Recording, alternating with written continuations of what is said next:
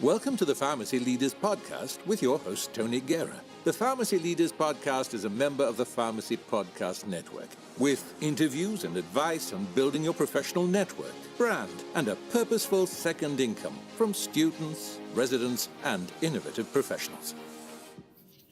Hey, welcome to the Pharmacy Leaders Podcast. I'm actually on my way to Washington, D.C., so I've just got a couple of minutes to talk to you. But I'm hearing already that students are getting interview requests, and what they're getting are not requests to be on campus, but they're getting the phone interview screening requests. And this is such a different thing. Writing a book on it, I'll have the Kindle book out on Monday, hopefully. But I wanted to give you 3 points, the most important 3 points that you need to know in these 5 or 10 minutes that I have with you right now. So the first point is that the answer to the very first greeting has to be like a two-handed handshake. So I had this buddy who was a law student back in Maryland back in the day, and it was really kind of strange the first time he did it. But he shakes hands with 2 hands. So you do the regular handshake, and then he puts his hand over the hand. And I was like, wow, that's really cool. And it just was something so different, and it just showed, hey, I'm in this. I'm acknowledging not just, hey, what's up, man? It's a very, cool thing. And the 3 ways that you do a two-handed handshake answering the phone when you are ready for your interview time is you have to bring energy, you have to put a smile on, and you need to answer with your name. So imagine you're calling, and I'm seeing numbers like 50 up to 100 slots. That doesn't mean that they're taking 100 people, but they're up to 100 interview positions or slots, 20-minute slots that you can schedule. And so the first thing is that energy. Okay, where does that come from?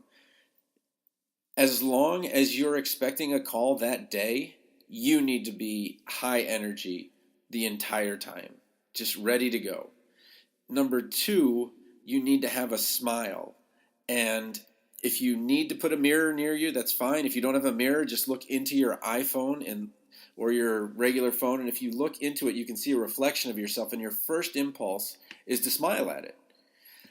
And the third thing is to make sure you use your name. Hello, this is Tony. Instead of, what's up? Hey, what's going on? That's your very first impression. It's like your handshake. The tone, you have to set the tone. Remember, they're doing interview after interview after interview. They are beat up. They are excited and need you to elevate them. That may sound strange. You're the one answering the questions, but you need to elevate the energy, elevate the tone, make it like, okay, ooh, all right, cool. I'm ready for this interview. I'm back up, ready to go. The second thing is most people fade after their initial answer. What I mean by that is if somebody says, can you tell us about your strengths? So you'll start talking about the strength, and let's see, what's a good answer for strength? I would use something like persistence, because I had a lot of trouble with calculus, and I was first generation college student, and that's kind of leads into grit, and they may have heard of grit, and that's a good thing.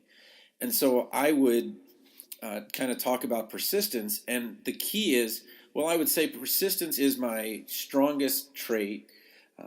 When I was in pre-pharmacy, I had to repeat a number of classes, and it was more that I didn't understand how the classes worked, and it was just very different for me to go from a very regimented 5 days a week with athletics to Monday, Wednesday, Friday, early in the morning, then afternoon classes, and I worked very hard to get good at that, and by my 3rd year of college, my grades were almost perfect. So it was a real learning experience for me. Another example, and then you go into a second example. And then you make sure to end it. And so those are 2 examples of strengths for me. Great, you're done. Now, how long did that take you? After that part, making sure you can 1, put a thesis. 2, give evidence of your thesis. 3, a concluding sentence that lets them know you're done. Have you done that in 3 minutes or less? The rule of thumb for a number of questions that you can ask in an interview is usually n over 3. So if you've got a 30-minute interview, it's 10 questions. If it's something like this, I guess it's going to be a little bit awkward, somewhere between 6 or 7 questions. The reason it's so important is that if you go way long on the questions, you're not going to have answered as many questions as the people you're competing against. So if they're scoring individual questions, like the answer to number 1 gets a 4 out of 5, then answer number 2 gets a 3, and that answer number 4 gets a 5, answer number 6, oh, wait, we never got to that one. So you're absolutely shooting yourself in the foot if you go long. So it must be thesis, evidence, completion. Go to the next one. Second, you absolutely have to, this is especially for the introverts, you have to have your questions, answers ready. In such a short interview, and one that it's going to have to be scripted so that they're fair across different people asking and different people asking the questions and doing the interviews, and then all of the people that are answering so that they can use some kind of common rubric. So my recommendation is to have those kinds of answers, thesis, evidence, conclusion, to the top 20 questions for interviews. It's going to go by so fast, it's going to be like your head turns, like what just happened? Okay?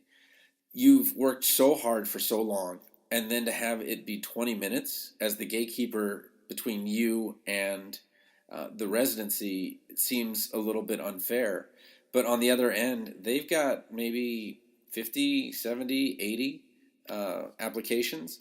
And I'm predicting, this is me, this isn't anybody else, but applications have risen by 500 each year for the last 2 years because of what just the announcement by Walgreens that they're cutting $1 billion, and the current environment in retail and community. My recommendation, or my guess, is that you're going to see between 7,000 and 7,500 residency applicants. And I think it's going to be the biggest class that's ever applied for residency. And you have to be game on with this 20 minutes. Okay? The last thing that I would say, besides the greeting, making sure that you frame it properly in the proper time, is what I call the Pepsi-Coke difference. Okay, so and I asked my wife about this, who's self-proclaimed introvert, who's extroverted once she gets to know you, but there's no time for that. You have to make a connection quickly. And what happened with Pepsi and Coke is Pepsi had this Pepsi challenge, and they had blind taste tests, and people kept picking Pepsi. And so Pepsi's like, yes, this is awesome. This worked exactly how it was supposed to. But Pepsi did not beat Coke in sales. And they're like, whoa, what's going on? Everybody's saying Pepsi's the best. They're blindfolded, and they're still saying Pepsi's the best. How in the world is Coca-Cola beating us? And what happened was, if you are going to taste a little bit of soda, you would prefer something sweeter. If you're going to drink a whole soda, you would prefer something less sweet. Now, this is a little different with children because children prefer sweet things, and I don't know if kids should be drinking soda anyway. But you're probably, as an introvert, a much better fit for a long-term relationship where you're a good listener, you're great at getting things done, but the problem is that you're sometimes slow to warm up, especially if you go into a room and normally it causes some anxiety until you see some people and then you get introduced to other people. So my recommendation, or the recommendation I got from my wife, is I was like, hey, what would you do if you had a 20-minute interview? She's like, oh, I'd put a picture of somebody in front of me and pretend that they were there. And I get that now, that what you want to do is, instead of making it very forensic where you're on a phone, you want to make it a personal thing. Now, don't tell the interviewer you've got a picture of them on there. That's creepers. But what you want to do is have a picture of, if not them, a picture of a person who could represent them. Because you want to talk as if you're talking to a person. And a person, it may be even better to put a person that you know, so that you're talking to your friend rather than worrying about, oh my gosh, this is the residency director who's going to, decide my fate for the next, year or 2 years of PGY2. So I'm not asking an introvert to become an extrovert for 20 minutes. What I'm saying is that as an introvert, you must do things a little differently so that you can make it to where you're going to thrive. Because once the extroverts get there, there's going to be a number of those extroverts that they pick because of these 20-minute things. And they're like, whoa, I like them for 20 minutes, but man, a year with these guys, I don't know. Whereas someone who's a little more toned down might be a better fit.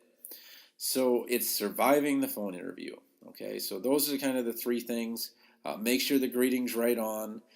Make sure that you framed your answers as thesis, evidence, conclusion, and make sure that you have set yourself up with practice and with maybe a picture of a person there, so that you are very comfortable talking to them and you don't need that warm-up time, which you just don't get because it's, hurry up and sprint. So, all right, well, I got to get going. It's my last time I'll be able to see my childhood home, so it's kind of a tough weekend for me, but anyway, hope this helps, and I'll still be able to answer some emails here and there, but good luck. I know it's a really, really crazy time for you guys now, and I wish you the best. Support for this episode comes from the audiobook Memorizing Pharmacology, a relaxed approach. With over 9,000 sales in the United States, United Kingdom, and Australia, it's the go-to resource to ease the pharmacology challenge. Available on Audible, iTunes, and Amazon.com, in print, ebook, and audiobook. Thank you for listening to the Pharmacy Leaders Podcast with your host, Tony Guerra. Be sure to share the show with the hashtag #PharmacyLeaders.